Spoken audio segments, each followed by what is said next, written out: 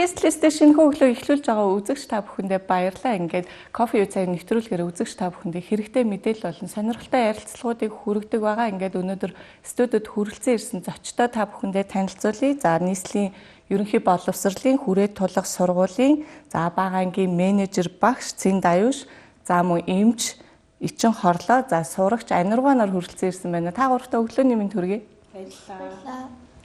За тэгэхээр бас шинэхэн хичээлийн жил эхлэх бас баггүй хугацаа үлдсэн байна. Тэгээ та бүхэндээ бас хэрэгтэй мэдээлэл хүргэхээр бас зочдоо урьсан байгаа. Тэгээд яг одоо бага ангид орох гэж байгаа эцэг эхчүүд байвал бас дэлгэцэндээ бас анхаарлаа хандуулаад нэвтрүүлгээ дуустал нь үзхийг хүсэж байна. За тэгэхээр бас Цэн Даюш өгсөөс асуумаар л дээ сургуулийнхаа бас нэг товчхон танилцуулгыг үзэгчдэд хүргэхгүй юу? За та бүхэндээ энэ өдрийн мэнд хүргэе. Манай сургууль 2005 оноос хойш үйл ажиллагаа явуулж байгаа. 20 дахь жилдээ энэ жил үйл ажиллагаа явуулж байна. За манай сургуулийн давуу тал гэвэл анги дүүргэлт хүүхдийн тоо багтай. Тэгээ эсмэ ангигүй нөгөө өдөрт нэг анги хичээл ордог гэсэн. Тэгээд хүүхдийн тоо нь бага болохоор нөгөө багш нь хүүхдүүдтэйгээ хурж ажиллах боломжтой. Хүүхд толгонтойгоо тулж ажиллах давуу талтай байдаг. За тэгээд тусдаа спорт залтаа бас болж байгаа. Тэгээд манайх болохоор хүүхэд хөгжүүлэх хичээл гээд 4 өдөр болгон 2 цагийн хичээл ордیں۔ Тэр хичээл нь болохоор багш болгон одоо сонгосон хөгжүүлэх хичээлээрээ жишээ нь одоо айко, цаасан урлал, даам, шатар гэх мэтлээ ингээд бүх багш нар нэг хичээл сонгоод тэрнийхээ дагуу хүүхдүүдтэй хөгжүүлэх цагийн хичээл гэж ордог. Тэр нь болохоор гарын булчин чангалах те хүүхдийн ярих, бичих чадвар, бүх чадварт суурилсан ийм хичээлүүд ордог. За тэгээд бас манай сургууль 2018 оноос эхлээд те багш нараа ингээд багш сурагчдаа Солонгос руу туршлага солилцуулахаар явуулдаг. За тэгээд би болохоор 2019 онд явж үзчихсэн хамгийн анх удаа. Тэгээд 19 онд яваад байжгаад ковид гэдэг нэг 2-3 жил яваагүй. Тэгээд 23 оноос болохоор одоо хүүхдүүдэд хамруулж эхэлсэн байгаа. За тэгээд 23 оноос хойш 3 дахь жилдээ энэ жил хүүхдүүдээс аваад явах гэж байна. Тэгээд Солонгос яваад бидэд болохоор нөгөө бага сургууль, дунд сургууль, ахлах, их сургууль хүртэл орж үзсэн. Тэгээд сургуулийнхаа орчиндөө танилцаад, сургалтын үйл ажиллагаа нь ямар чиглэлээр явдгийг тэр бүх юмтай танилцаад, за тэгээд чөлөө цагаараа бас эвэрлэнд ороод, тэ нэг бүтэн өдрийг өнгөрүүлээд ингээд маш сайхан дурсамжтай аялаад ирсэн. Энэ зам болохоор бид 6 сарын 20 дээр одоо явах гээд бэлтгэл ажилдаа орсон байна. Ерөнхий тусгай хөтөлбөртөө, маршруттай, маш сайн зохион байгуулалттай явдаг. Тэгээд нэг багш одоо 2-3 хүүхд хариуцаад ч юм уу ингээд явдаг байгаа. Тийм мэдээж хэрэг бас хүүхдүүдтэйгээ яг одоо ингээд Солонгос улсад тэгээ багш нь хамт ингээд туршлага судлахаар явж гин гэдэг бол давуу тал байгаа шүү дээ. Яагаад тэгэхээр хүүхдүүд бас гадаадд одоо сургуулийн орчин ямар байдгүй энийг бас судлаад ирээд өөрсдөө ч гэсэндээ тэрийг бас сургууль дээр хэрэгжүүлдэг болов гэж бодож байна л да тийм. Тэгээд мэдсэн сурсан зүйлээ бүгд энд ирээд суралцаад сургуульдаа туршаад тэгээ хүүхдүүд маань хүртэл явахд их дуртай байдаг. Тэгээд 20 хүүхд бараг явдаг баха. Тэгээд яваад. Мэдээж бас шалгуур байдаг бах тий тэр чинь. Сургуулийн нөгөө ангийн хичээлээ сайж байгаа тий шилдэг сурагч ч юм уу тэгэл өөрсдөө шалгараад багш нь өөрөө шалгаруулад ингээд шаардлага тавиад тэрэндээ нэцүүлээд сонгоод хүүхдтэй тэгээ авдаг. За тэгэхээр бас хүрээ тулах сургууль маань жил болгон бас бэлтгэл ангийн хичээлийг явуулж эхэлдэг шүү дээ тий. Яг одоо бас бэлтгэл ангийн хичээл яг эхлэх гээд бас бэлэн болчихсон байгаа. Бас энэ талаар дэлгэрэнгүй мэдээлэл. За манайх болохоор одоо бэлтгэл ангийн хичээл маань 3 сарын 31-ээс эхлээд 3-7 хоногийн 60 цагийн хичээл маань явагдаж байгаа. За 60 цагийн хичээлд болохоор 7 хоногтоо 7 хоногийн 2 цаг нь бүжгийн хичээл, 2 цаг нь англи хэл, 2 цаг нь солонгос хэл, бусад хичээлийн болохоор бага ангийн мэргэжлийн багш нар ордог.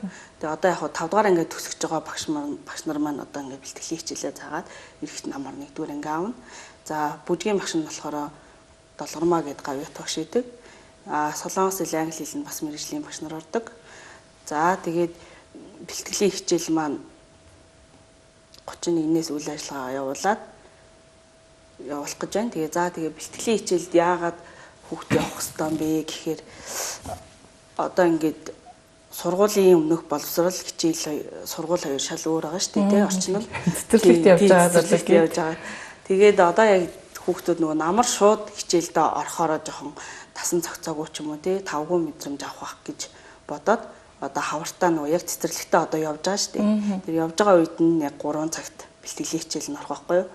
Тэр үед нь болохоор хүүхдүүдэд тасан цогцох одоо цэцэрлэгтээ явнгаа хичээл сууж үзээ сургуулийн орчин ямар байдсан бэ? Сурагч хүн ямар байдсан бэ? Багштайгаа найз нөхдөө дасан зохицох багш нь ирэх намар нөгөө багштайгаа дахиад уулзах юм чинь өмнө нь уулзсан тэгээд бүх орчиндөө дасан зохицсон тийм байхын тулд бид нар бэлтгэлийн хичээлийг явуулдаг. Хэрвээ тэгээд нөгөө хүүхдүүд чинь жоохон сургуулаас эмээгээ ч юм уу айцтай байдаг шүү дээ. Тийм болохоор өмнө нь уулзаад хичээлээ ороод орчиндоо танилцчвал хүүхдээ арай тасах явц нь хурдан бах юм болов уу гэж боддог. Тийм мэдээж яг одоо 9 сарын 1-нд ингээд хүүхдүүдийг харж байхад одоо сошиалар ч юм уу янз бүрийн бичлэгүүд явдаг хүүхдүүд айцтай бүр нэг яг одоо сургуульд орсон чинь уйлцсан яг мэдээж хэрэг цэцэрлэгт явж байгаад гинт нөгөө хүүхдүүд чинь цүнх байрал нөгөө хичээлийн тэр чин цаг нь одоо шал андаа байгаа шүү дээ. Суугаад удаан суун гэдэг тэр хүүхдүүдэд ямар нэгэн бас айцыг өгч байгаа шүү дээ. Тэгэхээр бэлтгэл ангид орно гэдэг нь яалтчгүй урдчлаад бэлдээд нөгөө хүүхдүүд ингээд сууд сургаа тэгээ урдчлаад найз нөхдөд таньдаг болцсон. 9 сарын 1-нд аль хэдийн нөгөө нэг туршлагатай хүүхдүүд шиг найзуудаа таньдаг болцсон багштайгаа уулзсан учраас яг ороход маш амар. Тэгээд ер нь бол урдчлаад сурчих юм бол суугаад сурчин тэгээ бичих одоо мэдээж хэрэг дадлага хийцэн байгаа шүү дээ. Тий. Цэцэрлэгчээ ерөөсөө нөгөө тоглонгоо суралцдаг шүү дээ. Тэгэхээр сургуульд орохоор бид нар чи одоо сурагчийн ширээ сондлоос эхлээл яг ингээд сууд сурдаг. Тэгээд өдрийн маш олон цагийн хичээл суун. Ангийн багш нар өөр багш нар орно. Өөр багштай харилцах, найз нөхдөд харилцах гэх маш олон зүйл дээр хүүхдүүд суралцж байдаг. Тэгээд одоо унших, бичих, ярих, сонсох гэсэн 4 чадвар дээр бүр маш түлхүү суралцж эхэлдэг учраас сургуулийн орчин бол үнэхээр чухал байдаг. Тэгээд бэлтгэлийн хичээл маань бас хүүхдүүдтэй дасан зохицох чадварт нь суралцах бах, нөлөөлөх бах гэж бодоод бид бэлтгэлийн хичээлээ төрүүлж ордог ба. Тэг яг одоо мэдээч хэрэг хүүхдээ одоо 9 сарын 1-нд сургуульд өгөх гэж байгаа эцэг эхчүүд байвал бас сургуулаа эртхэн судлаад одоо яг ямар сургуульд оруулах уу тэгээ мэдээд бас ойр орчмын мэдээч хэрэг хүрээтлэх сургууль маань Баянгол дүүрэгт харьяалагдаж явдаг шүү дээ. Тэгэхээр энэ дүүрэгт бас амьдарч байгаа хүмүүс маань ойрхон байдığım чи бас сургуулаа нэг очиод үзэх нь бас зүгээр юм болов уу гэж санагдчихэж байна. Тэгээд за мэдээч хэрэг сургуулийн орчинд бас эмч маш чухал байдаг шүү дээ. Эмч байж хүүхдүүдийн бас аюулгүй байдлыг бас хамгаалах бас эрүүл мэндийн зөвлөгөө бас өгөх ийм зүйлүүд байгаа. Тэгэхээр бас хичээн орлоо багшийн хувьд бас эмчийн хувьд одоо сургуульд ажиллаж байгаа эмчийн хувьд одоо ямар хөө байдаг вэ мэдээж хэрэг эмнэлэгт ажиллах, сургуульд ажиллах хоёр ялгаатай байгаа болов уу гэж бодож байна. За би одоо мэрэгчлэрээ ажиллаад энэ жил ер нь 10 дахь жилдээ ажиллаж байна. За тэгээд сургууль эмч хийх юм давуу тал нь хүүхдийн ер нь эрүүл мэндийн боловсролыг багаас нь олгоно гэдэг бол маш том одоо насан туршийн ер нь бол хөрөнгө оруулалт гэж боддог. За тэгээд хүүхдийн өвчлөлийг багаас нь буюу яг 18 нас хүртлээр хүүхд маань эрүүл зөв хооллолтын дадал туршлагатай. За тэгээд өөрийн эрүүл мэндийг хамгаалах, за аливаа өвчлөөс урьдчилан сэргийлэх, за тэгээд үүнтэй холбоотойгоор шинжилгээнд хамрагдах За энэ нь өөрт нь ямар ач холбогдолтой вэ гэдгийг ер нь бол ядаж сургуулийнхаа хүүхдүүдэд ойлгуулах, мэдүүлэх. За тэгээд мөн сургуулийнхаа хүүхдүүдийн эцэг эхтэй арга гэрийнхантай холбоотой энэ үйл ажиллагааг явуулснаар одоо ирээдүйн Монгол улсынхаа хүүхдүүд ядаж эрүүл мэндийн боловсролыг л сайжруулах зорилгоор ер нь ажиллаж гин гэж боддог. За манай сургууль ер нь бол жил болгон сурагчдыг ер нь аливаа өвчлөлөөс урьдчилан сэргийлэх зорилгоор эрдэсийн шинжилгээ болон хүүхдийн эмч хамар хоолой эмчийн үзлэгт бол ингээ хүүхдүүдээ эцэг эхийн зөвшөөрлөөр бол хамруулдаг. За тэгээд өнгөрсөн жил хийсэн ажлын үрээнд ярих юм бол сурагчдаа одоо эрдэсийн шинжилгээ аваад үзгээ эрдэс гэдэг маань витамин D, кальц, цайр, магний буюу одоо шимт хичээлүүдийг үзэж байгаа шүү дээ. За энэгээр үзэхэд маань сургуулийн хүүхдүүдийн ер нь хамрагдсан хүүхдүүдийн бараг 90% нь витамин D дутагдaltaй гэж гарч ирсэн байгаа. За тэгээд энэс яг нийт дутагдaltaй хүүхдүүдийн бүр дийлэнх нь 7-оос 12 дугаар анги буюу яг өсвөр наснд хөгжиж байгаа тий. Эд яг нөгөө нэг бие организм нэрчимтэй хөгжиж байгаа үедээ витамин D дутагдaltaй, витамин D болон кальц эрдэсүүд дутагдaltaй байгаа гэж гарсан. За энэ нь болохоор хүүхдүүдийн нөө эцэгчүүд маань хүүхдээ ингээд 2 нас хүртэл ч юм уу нэг бол 1 2 дугаар анги хүртэл амар сайн идэвхтэй витамин D болон эрдэс шинэ хүүхдэд амар сайн хараад за тэгээд тэрнээс хойш ингээд тэгээ том болцохоор нь ингээд тоохоо илчдэг болов гэж ингэж бодсон. За бас нэг өөр бас нэг анхаарах зүйл нь гэх юм бол хүүхдүүдэд юусэн эцэгчүүд өглөөний цай өгөх талаар бас жоохон сул идэм байх гэдгийг бас ингээд ойлголоо. Хүүхдүүд ингээд өглөөний цай ууж сурснараа хүүхдүүд маань одоо ходоод гэдэсний аливаа хөвчлөлөөс сурцсан сэргийлж байгаа хамгийн том зүйл нь одоо хүүхдтэй эцэгчүүд нь өглөөний цай байнга тогтмол өгж хөвших байгаа. За энд нь одоо заавал одоо нөгөө хоол хийгээд ч юм уу тий заавал өндөг шараад ингэж өгөх биш хүүхдтэй одоо юм чансан өндөгч байж болно, шинэ овооны салаадч байж болно тийм үү? Сүтэ буда юу ч байж болно. Гэхдээ хүүхдтэй заавал өглөө ямар нэг юмыг идээд гарах нь чухлаа гэдгийг эцэгчүүд маань бас ойлгох хэрэгтэй байна л гэж хэлмээр. Магадгүй нөгөө нэг хичээлд өглөө явж байгаа хүүхдүүд чинь эрт босч байгаа шүү дээ. Тэгэхээр нөгөө ингээл тэр эрт босч байгаа цаг нь таарахгүй тий яарсан санарсан хүмүүс байгаад бас идүүлэхгүй явуулдаг байж магадгүй тий. Энэ дээр бас яг нөгөө эцэг эхчүүдэд бас зөвлөгөө гэж хэлэхэд эрт унтуулах хэрэгтэй байгаа шүү дээ. Тэгжээж хүүхдүүд бас яг өөрсдийнхөө эрт унтжээж бас тэр бие организмд хэрэгтэй зүйлээ унтчих та аавна тийм. Тэгээд нь бас яг энэ витамин гэдгийг яг одоо таны яг түрүүний хэлснээр яг ойлгож эцэг эхчүүд бол яг 1-2 нас хүртэл тийм. За одоо бараг болцсон гэж бодлоо тийм. Манай Монголын нөхцөлд бол яг үнснээсээ бол авч чадахгүй байгаа тийм. Гэхдээ нэмэлтээр зайлшгүй уух шаардлагатай байгаа шүү дээ тийм.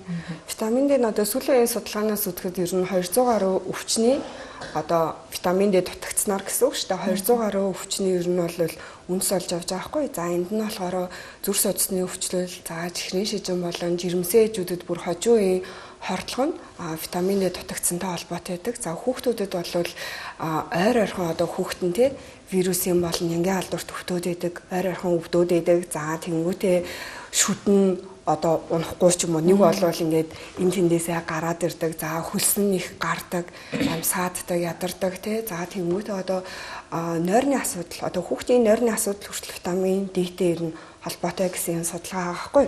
Тэгээд эцэгчүүд одоо ингээд энийг үзэж байгаа эцэгчүүд ч гэсэн тэгвэл витамин D ингээд шууд өгчий тий амар сайн хэрэгтэй юм байна шууд өгчий гэсэн утгаар бол биш. Эхлээд энэ хүүхдийнхаа цусан дах витамин D-ийн түвшинг тодорхойлох хэрэгтэй.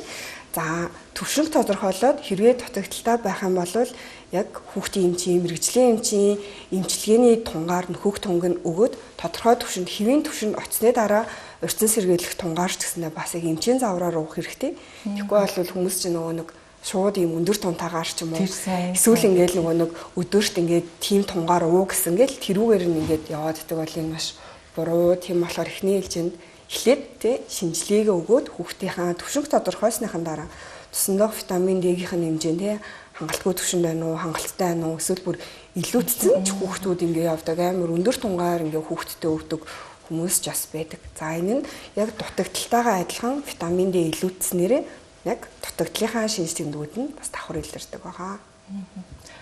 Яг одоо сургуулийн орчинд яг өвлийн улиралд маш их ачаалттай байдаг шүү дээ. Тэг хүүхдүүд ханиад төрөх нь их байгаа тий. Тэгэл одоо юу гэдэг ханиад нь даамжрах юм бол мэдээч хэрэг одоо хичээлээсээ бас ингээд чөлөө авах болно тий. Одоо цаашаа бүр юу одоо хэцүү болцсон бол тий одоо гэртээ амрах эмнэлэг твтэх шаардлага аюух гарч ийн л та. Тэгэхээр бас хичээлийнхаа одоо хичээлээсээ хоцрогдох ч юм уу бас юм байна. Тэгэхээр тэрэн дээр бас хэр хэмжээний одоо тий ханиад томооны мэдээч хэрэг маш их ачаалттай байгаа гэдгийг мэдчихлээ л да тий. Эмчийн хувьд бас тэрний талаар түрүүчл нөгөө нэг хамрагдсан одоо нөгөө витамин D-гээл ярих чинь л да. Түрүүчл хүүхдүүдийн өвчлөл одоо шинжилгээ өгөөд эмээ угаад энэ жилдээ харьцуулахад бүр хамаагүй бага байгаа гэж болол надад харагдчихэв. За тэгээд мэдээж хэрэг хүүхэдтэй өнөөдөр жилд ер нь 8-9 удаа ханаа томооны шинж тэмдэг бол авах нь хэвээ үзэгдэл. Гэхдээ энийг нөгөө хүндрүүлэхгүй байх нь нэгт чухал. За энийг сургуулийн орчинд бид ханаа томоо аливаа халдвар төвчлөөс урьдчилан сэргийлж байгаа зүйл нь гарыг те тогтмол угаана. За хоол эзний болон дараа завсарлагын бүрт гараа угаах одоо шингэн савн болон гар аюутгах хичээг 0 ангиудад бол байгаа. За тийм мөн завсарлагын үеэр агаар сэлгэлт хийх. Одоо агаарын бохирдолтой байгаа юм чинь гээд ерөөсөө цоо хонгоолохгүй байх нь амар буруу. Гэрийн доторх агарыг ч гэсэндээ чигшлийг нэмэгдүүлэх зорилгоор агаарын одоо нөгөө нэг агаар сэлгэлтийг ер нь завсарлагын болгоноор 5 минут орчим бол хийж авах шаардлагатай байдаг. За тэгээд мөн одоо нөгөө нэг орчны ариутгал халдваргүй тэглэх ч гэсэндээ өдөр тутам тий ариутгалын байцаар хийн. За тэгээд хичээлийн одоо удаан хугацааны амралт орох үеэр буюу хичээлийн сурагчдын амралтын үеэр манайх хамтарч ажиллах гэрээт компаниараа одоо сургуулийн нэгдсэн ариутгал халдваргүй тэглэх бол хийлгэж авдаг байгаа. За эцэг эхчүүд маань бас мэддэг юм шиг ирнэ мэддгүй юм зүйлүүд маш их байдаг. Тэгээ витамин D гэдэг бол маш чухал байдгийг мэддэг хэрнээ бас мэдгүй байгаа. Энийг ингээд байн бас мэдээлэл хүргэх нь зөв юм болов уу гэж боддیں۔ Тэгээд яг одоо энэ D витаминыг одоо витамины эрдэсийн одоо шинжилгээ өгч иж заавалч угаас хүүхдийнхаа эрүүл мэндийг одоо яг хэр хэмжээнд байна гэх дутуу юу илүү юу гэдгийг бас заавалчгүй мэдчихэж бас өгөх шаардлагатай юм биш үү. Тэгээ мэдээж хэрэг сургуулийн орчинд бас эмч байгаа нь маш давуу талтай. Тэгээ тэрийг бас яг одоо жил болгон юм шинжилгээ өгөөд яг хүүхдүүдэд хэдий хэмжээний витамин хэрэгтэй юм гэдгийг үздэг байх нэ. Тэгээд их гоё байна. Ягаад тэгэхээр сургууль дээр бас ийм байнгын одоо тийм нэгдсэн журмаар ингээ хийгдэн гэдэг бол аль болох эцэг эхчүүд бас боддог ч гэсэндээ ингээ завгүй байдаг учраас бас тэрийг ингээ төдийлөн хийж чадахгүй үеуд бол маш их байдаг. За тэгээд сурагч бас аниргаагаас асуумаар байна. Тий аниргаагаас үзэгчтэй өөрийгөө танилцуулж өгөхгүй. Сайн мэдсэн үү? Хүрээ турлах сургуулийн 4-р ангийн сурагч аниргаа байна. За аниргаа яг бэлтгэл ангиасаа явж ирсэн нь бас бэлтгэл ангийн мэдээж одоо яг эвсэлт эхэлж байна л да. Тэгэхээр бэлтгэл ангиасаа явж ирсэн үү? 2-р ангиас эхэлж явж ирсэн. 1-р ангид өөр сургууль сурж байгаад 2-р ангиас энэ хүрээ турлах сургуульд хурж ирсэн. Харин манай дүү бэлтгэл ангиас ахуулаад явж эхэлсэн байгаа. Одоогоор 2-р анги. Тэгээ дүүгээ харахад ер нь ямар вэ? Бэлтгэл ангиасаа явсан хүүхэд хэр вэ те? Яг одоо ихчийн хувьд бол бэлтгэлээсээ яваагүй шүү дээ. Тэгэхээр бас яг дүүгийнх нь явж исэн бэлтгэлээсээ явсан ямар хуу харагдсан хичээлдээ хэр байна? Бэлтгэлээсээ явсан хичээлдээ амар сайн. Тэгээд даалгавраа хийхдээ бол ямар ч асуудалгүй хийж байгаа. Нэг мэдхэд тэгээд даалгавраа дууссан байдаг. За аниргаагийн анги нь хичнээн хүүхэдтэй. Ер нь бол 17-16 хүүхэдтэй. Цөөн хүүхэдтэй байх юм шүү дээ. Энэ цөөхөн хүүхэдтэй байна гэдэг бас нэг давуу тал байна л да. Тэг яагаад тэгэхээр бас яг одоо ангийн багш нь одоо энэ хүүхдүүдтэй бас яг хурц хичээлээ заадаг. Тэг хүүхд болгондоо маш сайн анхаардаг болов уу гэж бодож байна л да. Би бас нөгөө өмнө нь улсын сургуульд ажиллаж байгаад тэгээд энэ сургуульд орсон байхгүй юу. Тэгээд би ч одоо 33 хүүхэдтэй байсан тэр үед. Тэгээ шууд энд ирсэн чинь анх 16 хүүхэдтэй анги авсан чи би бүр хамаг стресс орог алга болоод чих мих амраа тий. Шал өөр юм байлээ. Тэгэл 16 хүүхэдтэй хурж ажиллаад хүүхдүүдтэй өдрийн хэдэн удаа дэвтрийн нөөцгөө дээ бид чинь. Тэгэхээр хурц ажиллах нь аюу их боломжтой санагдсан надаа. Тийм мэдээж хэрэг улсын сургуулиуд яг одоо хүрэлцээний хувьд бол маш бага байгаа учраас тий олон хүүхэдтэй доотлол нь одоо 30 хүүхэдтэй шүү дээ. Тэгэхээр бас багш нарын бас нөгөө хурц ажиллах энэ боломж нь бас маш бага байдсан болов уу гэж бодож байна. Тэгээд мэдээж хэрэг бага хүүхэдтэй тий 20-оос ангийнхан дүүргэлт бол 20-оос 25 юм биш үү тий. Тий ангийн дүүргэлт 20-оос 25 хүүхэд. 25-аас ер нь бол хэтэрдэггүй. Тий тэгэхээр яг хүүхэд болгонтой багш ажиллах нь их боломжтой байдаг. Одоо хүүхэд хөгжүүлэх цаг гэдэг бол бас нэг давуу талтай байна л да. Ягаад тэгэхээр нэг ээлжийн хичээлтэй учраас тэр хичээл тарсан цагаас хойш хүүхэд хөгжүүлэх цагийг 7 хоногт хичнээн удаа явуулж байна. 4 өдөр болгон 2 цагийн хичээл ордог. Тэгээд хүүхэд хөгжүүлэх цаг нь ер нь хүүхдүүд яг нөгөө сонирхлоороо хуваагдаад орчдөг байхгүй юу? Багшийг сонгоод би яг аль хичээл дуртай, аль хичээлд суух уу гэдгээ сонгоод орчдөг. Яг өөрийнхөө нөгөө сонирхлоор гэсэн үг. Тэгэхээр хүүхдүүдэд их давуу талтай дуртай байдаг. Тэгээд яг маш олон төрлийн хичээл байгаа. Дунд ахлах ангийн багш нар ч гэсэн хүүхд хөгжүүлэх хичээл ордог. Бага ангийн багш нараас орно. Маш ч одоо 30-аад багштай. Тэгэхээр олон төрлийн хичээл орох тусмаа хүүхдүүдэд манд сонирхолтой байдаг. Аниргаа ямар хичээл хүүхэд хөгжүүлэх цаг дээр хичээл орж байна? Хүүхэд хөгжүүлэх цагийнхаа нэхмэлтээр явдаг. Олон одоо хичээл байгаа. Хүүхдүүд бол өөрсдийнхөө сонголтоор яг сонирхож байгаа хичээлээ ороод жил болгон өөрчилж болно гэсэн үг тийм. Тий, жил болгон хичээлээ өөрчлөөд.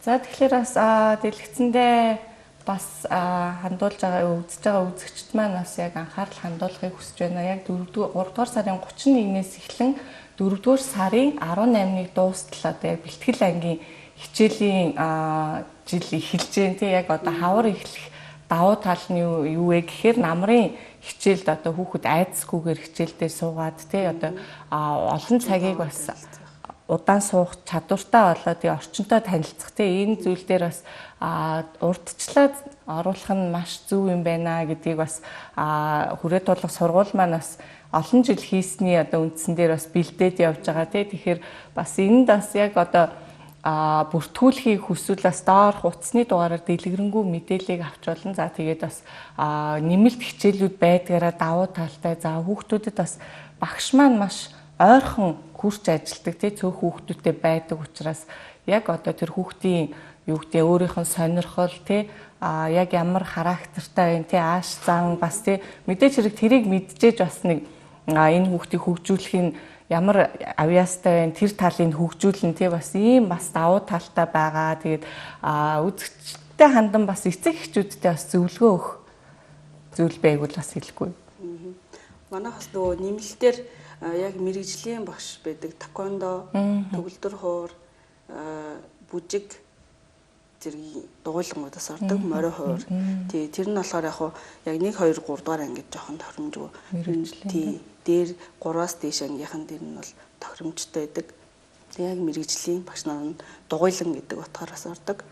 Тий, за тэгээд эцэгчтэй болохоор 1-р ангид буюу ороход тий хүүхдэд бага боловсралд ороход сөөбийн боловсрал буюу цэцэрлэгийн боловсрал маань аягүй чухал байдаг. Хүүхд яг 2-5 наснд нь хүүхдүүдэд цэцэрлэгтэн заавал хамруулж агаарай тий. Бүх гар булчин хөгжил ярих, сонсох тий бүх хөгжил чадвар нь ахижидаг. Тийм болохоор заавал цэцэрлэгтэн эцэгчүүдээ хүүхдүүдэд хамруулаарай гэж хэлмээр байна. Бас багангийн сурагчдыг гэрээний даалгаврын маш сайн хийлэгдэг байвал тий. Тэгээд гэрээний даалгавар хийж бие даах чадварт нь туслаад багштайгаа хүүхдүүдтэйгээ сургуультайгаа хамтарч ажилладаг байвал их зүгээр идэг шүү гэж хэлмээр байна. Тий яг нөгөө нэг гурвалсан холбоо гэдэг шүү дээ тий. Эцэг их сурагч багш гэдэг ингээд яг гурлаа аягуулсаа холбоотой хамтарч ажиллаж ижил хүүхдээ бид хөгжүүлж чадна гэж боддог. Зарим нэг эцэг эхчүүд мэдээж хэрэг одоо энэ завгүй ажиллаж амьдарч байгаа үед бас тий завгүй гэд ингээд хүүхдтэй бас анхаарал тавихгүй за сургууль дээр очичвол болно гэл тий хүүхдээ ингээд багштаа даатгаад өгчдөг байгаа шүү дээ тий. Тэгэхээр бас энэ дээр жоохон ч гэсэн эцэг эхчүүд бас хүүхдтэй анхаарал тавих юм бол хүүхдийн одоо нөгөө нэг тий эцэг эхийн тавьсан анхаарал жоохон юм нөгөө хичээл зүтгэл болдог гэдгийг бас анхаарах нь зөв юм болов уу гэж бодож байна. Тэгээд эмч маань ч гэсэндээ нэг эцэг эхчүүдэд бас зөвлөгөө өгөхгүй. Хүүхдүүдийн ер нь эрүүл мэндээс хамаарат цаашдынхаа нь сурж боловсрох тий сэтгэн бодох хичээл номоо ядрахгүй хийх гэдэг нь бүгдээрээ эрүүл мэндтэй холбоотой байдаг байгаа шүү л гэж хэлээ да. Өглөөний цайгаа уух тий өглөөний цайгаа уух, эрт дуунтах, за шингэн тий усыг тогтмол цагт нэг аяах усаас ер нь бол хүүхдийн бие одоо хамгийн чухал шимт хичээл бол бас усанд явагддаг байгаа шүү. Тийм болохоор усын шингэн зүйлээ маш сайн уух хэрэгтэй. За тэгээд эрт дуунтуулаад тэгээд шинжилгээнд хамрагдаад за тохирох тунгаар витамин D болон өөр бусад эрдэс бодисаас эмгэлтээр авах шаардлагатай л. За тийм миний бас асуугаагүй зүйл байж магадгүй бах тий багшийн хувьд бас үлдсэн болов гэж бодож байна. Сая яг нөгөө эмч ярьсантай холбоотой би ч бас ээж эмчээ. Тийм шүү дээ. Ер нь бол тэр витамин D чухал гэдгийг маш сайн ойлгосон. Гэр бүлээр ер нь бол жоохон ханаад дөрвөл тэгэл дэгээ ууя гэл таслахгүй уухыг хичээдэг болсон.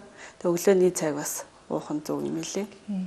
Тэгээд одоо эмч маань ирээд ингээ манай сургуульд маш их зүйл хийж байгаа. Тэгээд одоо жишээ нь тэр 1-р ангийн хүүхдүүд зүрхний яхад харуулсан гэж байгаа шүү дээ. Тэрийг болохоор бас битээр яриа л те. 2-р ангиас идэж бүх анги оруулчих болохгүй мүү гэл. Ер нь бол манай сургуулийн багш ажилчид бүгд хүүхдүүдийнхаа төлөө яг аль болох те хамаг чадах бүхнээ зориулж ажилдаг. Маш сайн мундаг багш нартай. Тэгээд ямар л боломжтой болцоотоо хийж болох сургууль дээрээ болох зүйл юу вэ? Тэрийг ирэл агуул хийж ажиллаж чаддаг. Тийм мундаг сургууль байна. Тэг мэдээж хэрэг хүүхдийг бас хичээлдээ дуртай байлгах нь сургуулийн зүгээс хийх ёстой зүйл юм болов уу гэж бодсон. Тэг хүүхдүүд сургуультай очихдоо дуртай тий тэгээд бас хичээлдээ суухдаа тэр цаг өнгөрч байгааг мэдхгүй бас өнгөрөөхөн тий тэр хүүхдийн хичээлдээ ямар дуртай байгааг бас илэрхийлдэг болов уу гэж бодож байна. Тэгээд давуу тал хүрээд тулах сургуулийн давуу тал нь бол яг нэг ээлжээр хичээлдгээр бас давуу талтай мэдээж хэрэг тэрүүгээрээ дамжуулаад бас хүүхэд хөгжүүлэх цаг гээд нэмэлт бас юм хичээлүүд ордог байх нэ. Тэгээд яг одоо 1-р ангид элсүүлэх гэж байгаа хүүхдүүд байгвал бас энэ бэлтгэл ангид бас явуулаад үзээрэй. Эртхэн явуулах юм бол мэдээж хэрэг 9 сарын 1-нд ямар нэгэн айцгүй хүүхэд маань маш идэвхтэй дээрэс нь одоо юу гэдэг орчиндоо тий дасцсан хичээлдээ маш дуртай байх болов уу гэж бодож байна. Тэгээд дэлгэрэнгүй асуух зүйлийг бол доорх утасны дугаараар асуугаад зөвлөгөө мэдээлэл авах боломжтой байгаа шүү. Ингээд өнөөдөр хүрэлцэн ирсэн та гуравтаа маш их баярлалаа. Цаашдын ажил